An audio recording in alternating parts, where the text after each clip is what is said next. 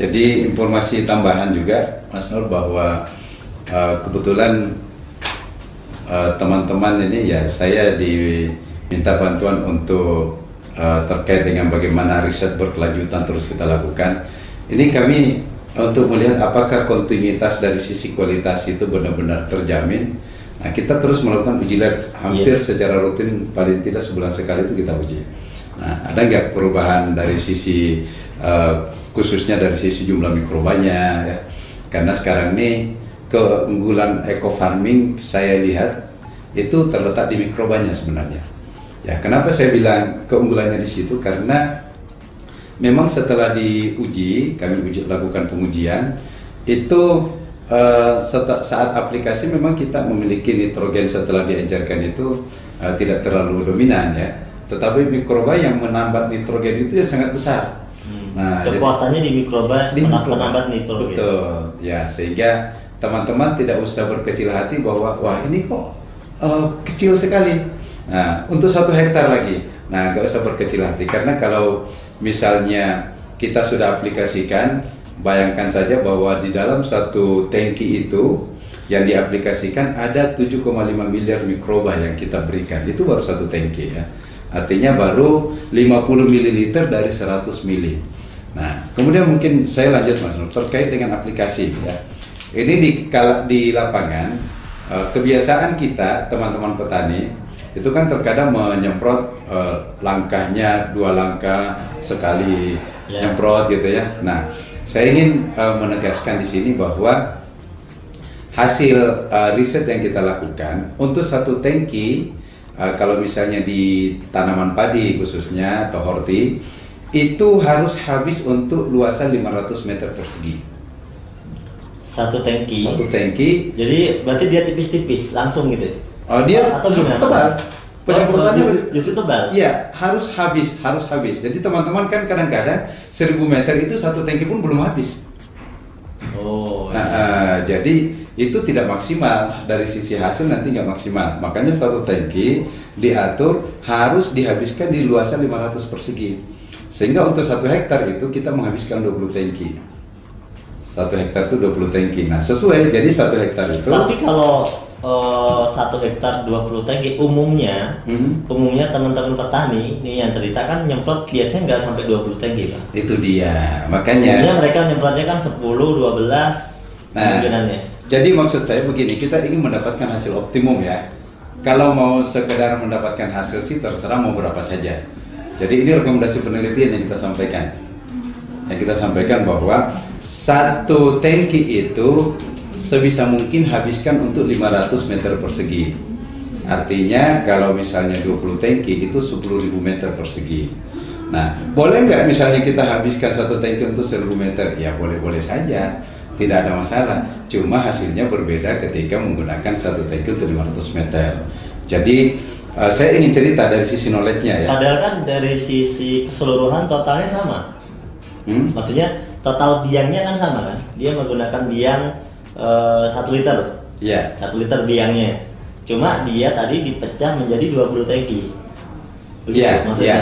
Betul Ya, kan? ya. Kan 1 ini bisa anggap saja ke penyiraman ke tanaman atau daun.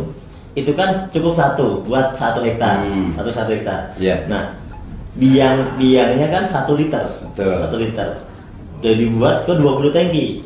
Begitu. Kalau misalnya yang biang 1 liter itu hanya dibuat ke 10 tangki, boleh. itu iya boleh, maksudnya perbedaannya di mana? Karena kan sama-sama biangnya 1 liter. Nah, kalau misalnya dosisnya, ingat ya, kita bicara dosis. Tadi saya bicara kalau dosisnya 50 mili. Kalau dosisnya 50 mili, maka 1 tangki harus habis untuk 500 meter persegi. 50 mili ya. Nah, tapi kalau dosisnya dia tambahkan menjadi 100, nah 1 tangki habis untuk 1000 meter. Oh gitu ya. Iya. Jadi kita kembalikan ke dosis karena jadi dibuat tadi mari bicarakan dosisnya per tangki ya. Per tangki, ya. Jadi nanti apa perbedaannya? Sebenarnya hampir tidak ada perbedaan. Hampir dalam arti bahwa jumlah mikroba yang kita berikan ke tanaman yang juga nanti akan jatuh ke tanah itu sama. Ya, sama karena dalam 100 mili ini kan ada sekitar 15 miliar mikroba yang ada di dalamnya. Nah, ketika kita aplikasikan di 1 tangki, ya dengan penyemprotan yang sedikit agak dijarangkan, ya itu jumlahnya secara kuantiti sama, tetap sama yang masuk ke tanah. Ya. Jadi tidak ada masalah kalau petani ingin mengurangi mengurangi tangki tapi dosisnya ditingkatkan. Iya.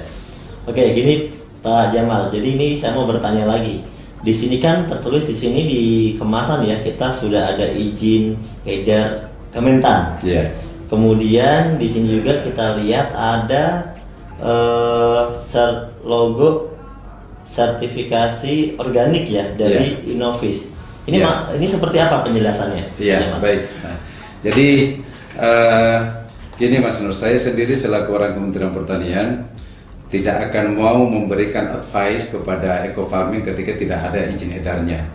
Ya, karena izin edar ini adalah mutlak. Artinya apa? Izin edar itu keluar pertama ketika sudah diuji kualitas, diuji laboratorium, ya. Kemudian persyaratan-persyaratan berdasarkan permentan itu sudah terpenuhi, lalu kemudian diuji efektivitasnya ya oleh peneliti, oleh ahli bahwa ini memang layak untuk diedarkan karena ada aspek manfaat yang bisa dirasakan, barulah izin edar dikeluarkan.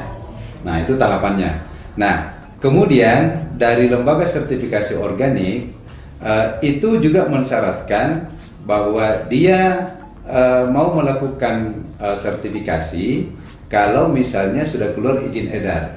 Ya, jadi LSO secara umum juga tidak ingin melakukan sertifikasi kalau belum ada izin edar. Nah, sekarang apa maksud adanya LSO ini? Jadi sebenarnya organik ini branding, Mas Nur.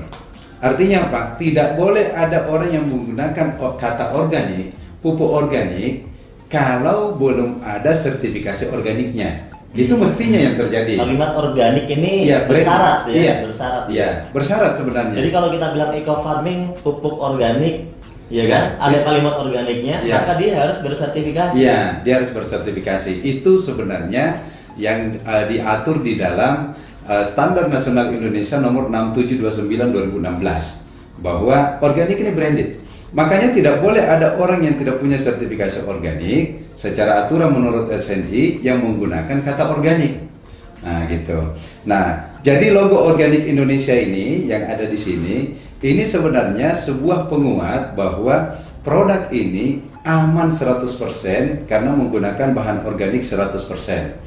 Jadi aman untuk dipasarkan, untuk dikonsumsi, sehingga lebih jauh lagi bahwa ketika ada teman-teman pelaku usaha yang ingin bertani secara organik, disertifikasi organik, maka menggunakan eco farming ini salah satu jalan yang aman. Nah, kalau misalnya produk lain yang belum ada sertifikasi organiknya, nanti mereka akan kesulitan saat disertifikasi. Karena kalau misalnya LSO turun, anggaplah misalnya Mas Nur punya lahan sawah ya, saya mengajukan sertifikasi bahwa ini lahan saya sudah organik, hasilnya layak untuk dipasarkan bahwa ini beras organik. Nah, apa syaratnya bahwa beras ini bisa dikatakan organik? Yang pertama, dia harus memiliki logo organik Indonesia. Siapa yang mengeluarkan logo organik ini? Lembaga sertifikasi organik. Ya, kalau tidak salah kita baru kurang lebih ada sekitar 12 di Indonesia LSO. Nah, setelah itu apa yang harus dilakukan LSO agar logo ini dia bisa sematkan di kemasan? Maka dia harus melakukan namanya inspeksi.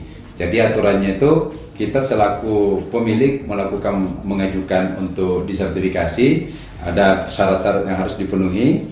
Setelah itu mereka melakukan inspeksi. Nah, salah satu di antara yang mereka tanyakan nanti adalah pupuk organiknya buat sendiri atau pakai pabrikan. Ya, ditanya Ditanya. Kalau dia mengatakan pabrikan, Pak. Nah, sekarang pertanyaannya mana pupuknya? Dia akan lihat, loh, ini kok nggak ada logo organiknya.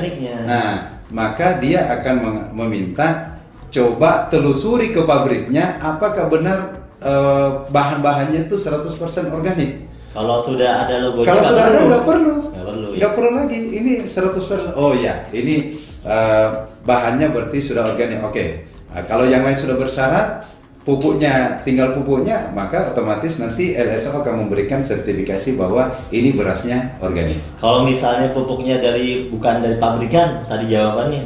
Ya, kalau bukan dari pabrikan biasanya kan mereka buat sendiri. Buat sendiri. Buat sendiri kan mereka langsung memperlihatkan bahannya. Saya pakai misalnya kotoran ternak, air cucian beras, misalnya gitu kan. Oh iya berarti aman.